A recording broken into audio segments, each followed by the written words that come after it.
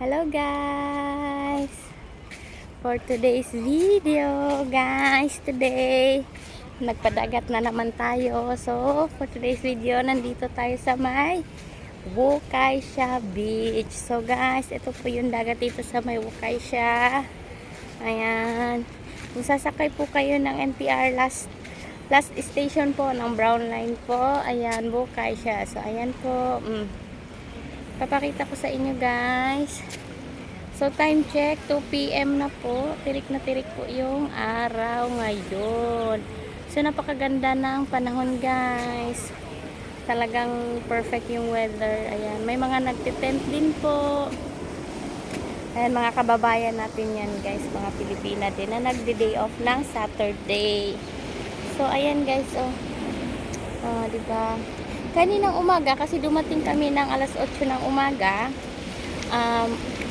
malaki pa yung tubig, abot pa hanggang dyan. Tingnan mo, kita nyo naman kung saan yung basa.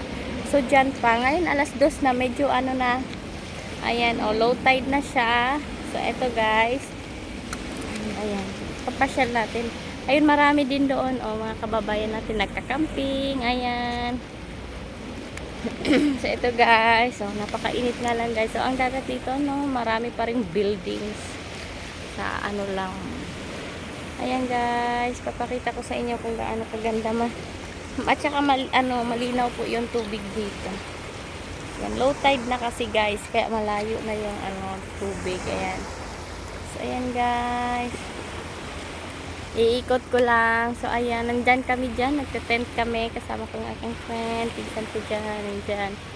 So ayan, marami pa doon guys, marami pa doon na mamaya maliligo kaming hapon. So pag hindi na ganito katirik ang araw, so marami din doon guys, nagte-tent, nagka-camping din. Ayan, picnic actually.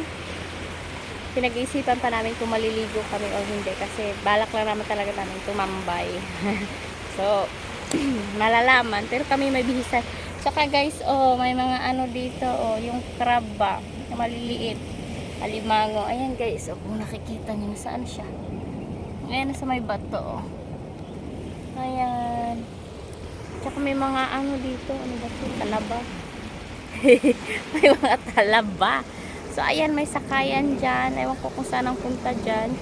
Kasi hindi naman ito yung first time na punta ko dito, kasi actually malapit lang ako dito, walking distance lang, maunsyan lang naman ako. Pero hindi ako nagagagawi dito kasi bihira naman ako, lalo na pag winter, malamig, mahangin. Talagang mas malamig dito. So bihira din ako magpunta dito guys. So ayan guys, ayan, tada, napakaganda naman.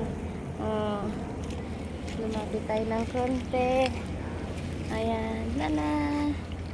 So ito, ganito ang itsura ng dagat dito. Actually guys, marami magagandang dagat dito sa Hong Kong. Ayan, maraming magagandang dagat dito sa Hong Kong. Ito ay maliit lang na dagat, beach dito sa Hong Kong. Marami pang mas malalaki at mas magaganda. So guys, ayun lang, pinakita ko lang sa inyo. Pakita ko sa inyo ng mas mas makita niyo talaga yung view. So ayun, tada, diba guys, napakainit nga lang. So kasi nga naman alas 2 ng tanghaling tapat. So itong dagat dito, pagdating mo dyan, may daanan na, marami nang dumadaan. Ayan yung blue na tulay na yan, yan doon may sakayan kasi dyan. Yan, so ayan na guys. So may naliligo na. Ayan yung dyan na yan, ay na yan, Maunshan Park. Park po yan, malaking park po yan dito sa may Maunshan. Makikita nyo na. So yun lang guys, salamat sa panonood. Bye bye.